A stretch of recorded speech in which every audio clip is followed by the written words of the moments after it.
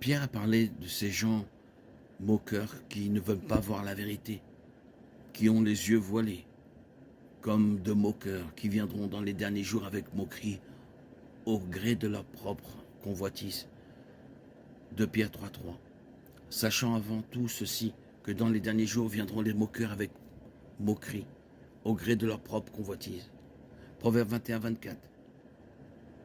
Scophé est le nom de l'homme arrogant et hautain, qui agit avec une fierté arrogante. Jude 1.18. Ils vous ont dit au dernier temps, il y aura des moqueurs, suivant leur passion impie. Ceux qui rejettent le Christ et sa parole sont spirituellement aveugles et ne peuvent comprendre la vérité des Écritures. La vérité leur semble insensée. Ésaïe 37.23. Qui as-tu raillé et injurié? Contre qui as-tu élevé la voix? Et-tu élevé les yeux vers les auteurs contre le Saint d'Israël?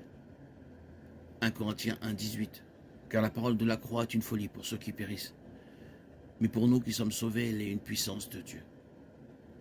La Bible décrit ceux qui renient Dieu comme des fous. Psaume 14.1. L'insensé dit dans son cœur, il n'y a pas de Dieu, ils sont corrompus.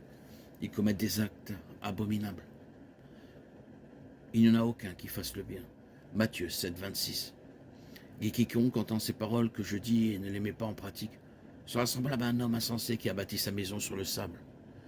À cause de leur aveuglement et de leur rejet de Dieu et de sa parole, ils sont dans une convoitise périlleuse, non sauvés. Jean 12.48. Celui qui me rejette et qui ne reçoit pas mes paroles a son juge. La parole que j'ai annoncée le jugera au dernier jour. Hébreux 2.2.4. Car puisque la parole annoncée par les anges s'est avérée véritable et que toute transgression ou désobéissance a reçu une juste rétribution, comment échapperons-nous si nous négligeons un si grand salut?